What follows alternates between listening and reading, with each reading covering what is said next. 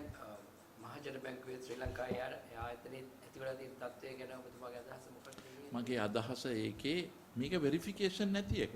ඒ කියන්නේ සෝදිසි කරන්නේ නැති එක. ඔබතුමාට අපි කිව්වොත් කවුරු හරි තමාගේ ෆෝන් එකට රෙමිටන්ස් එකක් එවනවා කියලා අපි කියමු ලක්ෂයක් එව්වයි කියලා.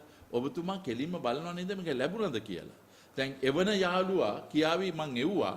එයා බලාගෙන සිටිනවා ලැබුණද නැද්ද කියලාත් ඒක සෝදිසි කරලා ඒක වෙරිෆිකේෂන් එක. ඒක නොකිරීම තමයි මේ ශ්‍රී ලංකා නායකයන් තියෙන ලොකුම ප්‍රශ්නය. ඒක සාමාන්‍ය මූලික දෙයක්. ලැබුණා එව්වනම් ලැබුණා ඒ දෙක හෙව්වා වැඩේ ඉවරයි.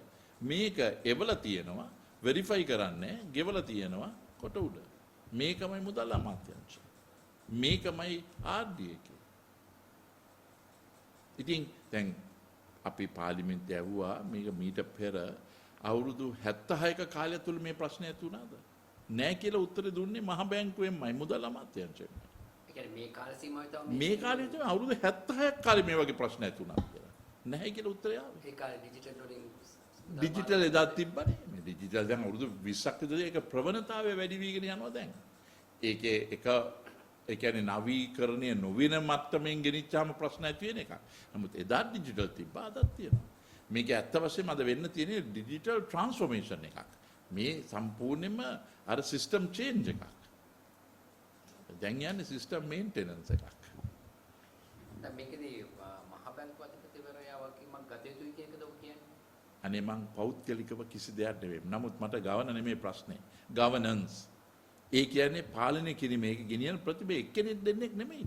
දැන් මීට සුමානිකට ඉස්සෙල්ලා ප්‍රශ්න අහනකොට එදා මේ ආණ්ඩුකාරය හිටියේ නැහැ. හැබැයි ඊට පස්සේ ඇවිල්ලා උත්තර දෙනකොට මේ මහ බැංකුවේ තියෙන උත්තරවල මේ කිව්වේ මං තොග ණය කිසිම බලපෑමක් නැහැ කියලා. නිකන් මගේ අපට ප්‍රශ්න දුන්නේ ඔබතුමා කතා කරන එක නොදන්නවා කියලා. ඉතින් ඒ වගේ නොදන්නා ලෙස පෙන්වුවාම මගේ සතු කාර්යභාරය පෙන්වන්න කොහොමද මේක තමාගේ ජන ජීවිතයට එකතු වෙන්නේ? IMF එකෙන් අපිට US ඩොලර් මිලියන් 350ක් හම්බ වෙනවා. ඒකේ රුපියල වටිනාම බිලියන 117යි. අවප්‍රමාණීය 331කට යෑම තුළ මේ අවප්‍රමාණය වීම බිලියන 110ක් වෙනවා. ඒ කියන්නේ පොලි අනුපාතය කනගාටුයි. රුපියල අවප්‍රමාණී වීම රුපියල් 39 ඇති වෙන ප්‍රතිවිපාකය. ඉතින් මං හිතන විදිහට මහ බැංකුව සම්පූර්ණ මූල්‍ය පාලනය තියෙන ඒගොල්ලෝ අතේනේ. ඒගොල්ලෝ දැඟලු යෝකටනේ. ඉතින් හොඳ වෙනකොට ඒගොල්ලෝ නම් නරක වෙනකොට මුදල් අමාත්‍යාංශ නම් මොකටද මහ බැංකුව? අර අලි පෙරහැරේ කොටන් අදිනාලි මේ පෙරහැරනාලි අතර වෙනස. මං හිතන විදිහ මහ බැංකුව හිතනවා ඇති මේ යුද්ධය තුලින් අපි පුළුවන් තරම් අවප්‍රමාණී වුණා නම් මේක හොඳයි. එතකොට ප්‍රශ්නයක් නැහැ ඉදිරියට. දැන් අනිත් උත්තරේ තමයි පොලි අනුපාතය වැඩි කරන්නේ. දැන් මේක උද්දමනේ පාලනය කරනවා කියලා ඉල්ලුම අනුව ඒ කියන්නේ ඩිමාන්ඩ් ඩ්‍රිවන් මේ උද්දමනයක් නෙමෙයි ඇති වෙලා තියෙන්නේ. ඒක ඉල්ලුම අනුව වැඩි වෙන මුදල් ප්‍රමාණයක් සංසරණය වීම නෙමෙයි මේකෙන් එළියට ගන්න හදන්නේ. මේ අවශෝෂණය කියන්නේ ඇබ්සෝබ් කරන්න හදන්නේ කොස් පුෂ්. ඒ කියන්නේ පිටරටින් ගේන වියදමක වැඩිවීමක්. තෙල් මිල වැඩිවීමක්. මේ හැම ආණ්ඩුවෙම මේ ප්‍රශ්න දෙක තියෙනවා. ඕන ආණ්ඩුවක මේ ප්‍රශ්න තිබ්බා. එදා තිබ්බහම පරිපාලන දුර්වලතාවය කියනවා. දැන් කියනකොට මේ මහ බැංකුව දැන් නිශ්ශබ්දව සිටිනවා. ඉතින් මං හිතන්නේ ඒගොල්ලෝ ඕන කමින් මේක කරනවා. මොකද මේක ආණ්ඩුවට තමයි ප්‍රශ්න තියෙන්නේ. ඉතින් උන්ගේ පිට තියලා වැඩේ කරා නම් මහ බැංකුව බේරුණා.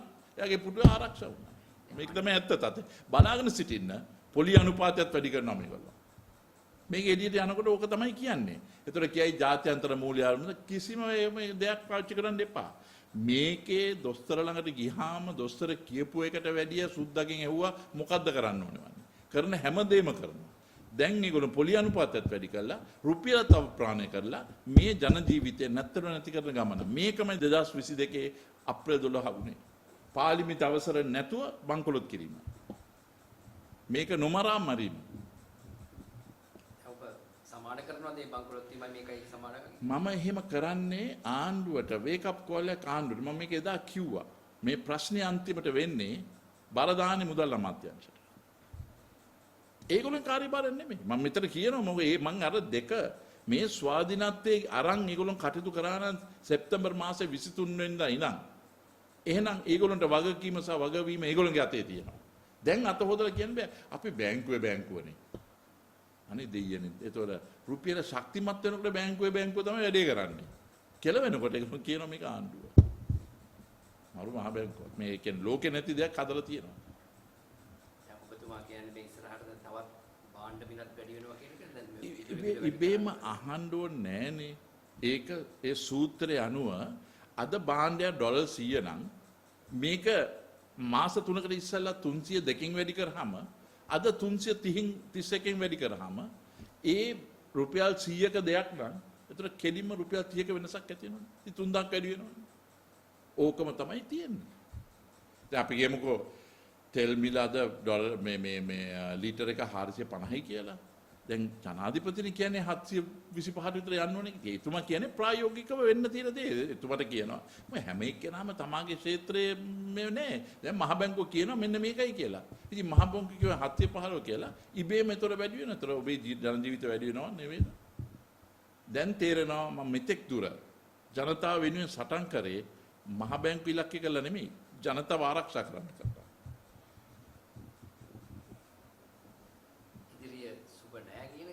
නෑ සුබ නැහැ නෙමෙයිනේ. පොහොසත් රටක්. ලස්සන ජීවිතයක්. ඉතින් ඒක ඒ ජනතාව දුන්න දෙයක් නේ. මම ඒක ගැන ඔබතුමා මගෙන් අහන ප්‍රශ්න මට උත්තර දෙන්න තියෙන එක තමයි තියෙන්නේ. නෑ මට ඒක නෙමෙයි තියෙන කැක්කුම තියෙන්නේ දේශපාලනය කරනකොට ප්‍රශ්න වෙන විකල්ප තියෙනවා. නමුත් අద్භූත දේවල් කියලා නිකුරුණේ මෙන්න මේ අය යම් සම්පූර්ණයෙන් පට්ට හොරු කියලා ඊට පස්සේ මෙන්න මේක කියන එක මම හිතන්නේ සාධාරණ නෑ. අපි චරිත ඝාතනය කරලා තියලා දැන් තමයි ජනතර තේරෙන්නේ යා මුන් ටික කියලා තියෙන අමීරි වුණත් ඇත්ත තමයි. ඉතින් මං හිතන්නේ මේකේ තියෙන වැදගත්ම කම තමයි අපි රට ආරක්ෂා කරන්න ආර්ථිකය ආරක්ෂා කරන්න අවශ්‍යයි. මහ බැංකුවක් ආරක්ෂා කරන්න ඕනේ නෑ. මොකෝ ඒගොල්ලෝ කරන්නේ අහිතකර දේවල්. රටේ සංවර්ධනයට බාධාවක්. right? මේකේ දෙක තුනක් හොඳ ඒවා කරලා තියෙනව නෙවෙයි. හැබැයි ඒකෙන් සමස්තයක් වශයෙන් බර ජනතාව පිට නිකන් දාලා මේ සුද්ධ ජාත්‍යන්තර මූල්‍ය අරමුදල කියනවා කියලා කිව්වනම් ඒක අසාධාරණයි. ඒක කිසිසේත්ම මේ වළංගු නැහැ. දැන් අවුරුදු කමාරක් ආණ්ඩුව ගත කරලා තියෙනවා. මේ කාලය ඇතුළත එන්න අමාරු නම් ඒකද මේ කට්ටියට ආරාධනා කරන්නේ? මම දන්නේ ආරාධනා කරන කට්ටියකින් අහන්න වෙයි. ඒක ආරාධනා කිරීම නෙමෙයි මෙතන තියෙන්නේ. මෙතන තියෙන සැබෑ தත්ත්වය ඔබේ සාක්කුවට මේක කොහොමද බලපාලා තියෙන්නේ? 2024 සැප්තැම්බර් මාසයේ සම්පූර්ණ ණය ප්‍රමාණය ට්‍රිලියන් 28.3යි. අද ට්‍රිලියන් 33.2යි.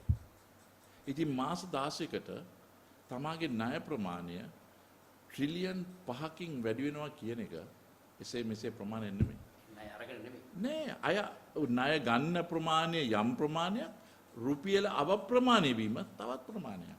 දැන් ඇහුවාම තමාගේ සම්පූර්ණ රටේ ණය කියලා එදා ඇහුවාම එකක් කිව්වනේ. ඒක 28.3 නම් අද 33.2යි. ඉතින් ට්‍රිලියන් 33.2 අතර වෙනස ට්‍රිලියන් 5ක්. මේ මාස 16ට ට්‍රිලියන් 5ක් කියන්නේ බිලියන් 5000ක්. right? ඒ ප්‍රමාණය තමා වත්කමක් ඇති කරලා දෙක ලැබලා තියෙනවා. දැන් ඒකෙන් කියන්නේ අපිට ගෙවල් කීයක් හදන්න තිබ්බද? මහවැලි 10ක් හදන්න තිබ්බා. right? තරුණයාගේ රැකිරක්ෂා කී ස්වයං රැකියාවලට සල්ලි දෙන්න තිබ්බා. පාසල් කීයක්ද? සෞඛ්‍ය කීයක් දෙන්න තිබ්බා. දැන් මම මේ කියන්නේ මේ මහ බැංකුවේ ස්වාධීනත්වය තුල ඇති වුණ එක. මම මේ නැවත කියන්නේ මොකෝ යම්මා හිතන මේ පෞද්ගලික ප්‍රශ්නයක්ද මේ රවියට තියෙන්නේ කියලා. එහෙම දෙයක් තියෙනවා අපි කතා කරන්නේ නැහැ මොකෝ ඒ වගේ ලාභාල දේශපාලන අපි කරලා අත්දැකීම් දීලා ඒකට අපට වන්දි කියලා තියෙන චරිත ඝාතන තුලින් ඇතිවලා තියෙන ඒ ටෙම්පරාදු බයවය තුලින් අපි හිතන්නේ මීට වඩා මහත්තුරු දේශපාලනයක් කරන්න ඕනේ කියලා. ඒ නිසා තමයි මම මේක පුළුවන් තරම් කාවදල ජනතාවට පෙන්වලා දීලා තියෙන්නේ. මෙතන තමයි ප්‍රශ්නේ තියෙන්නේ. මේ දසන යන කතිකාවක් තමයි මේ හර්ෂ සිල්ල මහත්තයට ආරාධනා කරන ඔහුත් ආර්ථිකය ගැන කතා කරනවා. ඔබ හිටව මුදල් ඇමතිවරයෙක්. මේ බලපුවම ඔබට සුසුකම් තියෙනවා මේ අනුව බලපුවාම. ඒ ආරාධනාව පිළිගන්න. නෑ මගේ පිළිගැනීම මෙහෙමයි. මම බලන්නේ අනුරද රනිල්ද සජිත්ද නාමල්ද සුමන්දින්ද ශ්‍රීධරන්ද රිෂාද්ද රවුෆ්ද දිගම්බරම්ද මනෝද මේ ඔක්කොම එකතු කළා එක තැනක හදන්න පුළුවන් දක්ෂතාවයේ ඇති වෙන දෙයක් අන්න ඒක තමයි වටින්නේ නැත්නම් ඔය නිකම් මේ ආරාධනා කරා පැන්නා එහෙම මෙහෙන් ඒ සිරිත අපි ළඟ නැහැනේ අද ඕන එකෙක් දන්නවා අලියෙක් කියවමු අලියරත් වැඩි අලියෙක් හැබැයි අලි රංචු ඇතුලේ ඉන්න දෙන්නෙක් තුන්දෙනෙක් විතර නොදන්නේ මේ අලියාගේ තියෙන වටිනාකම ඒ කියන්නේ අලි පවුලේ තියෙන වටිනාකම ඒ නිසා මේ වගේ භූතයෝ හරි හැකර්ලා මේ දෙන්න තුන් දෙනා හකර්ලා දැන් රට හදන තැනකට ගෙනියන්න ඕනේ. ඒක ඔක්කොම එකතු වීමක් තමයි අවශ්‍ය.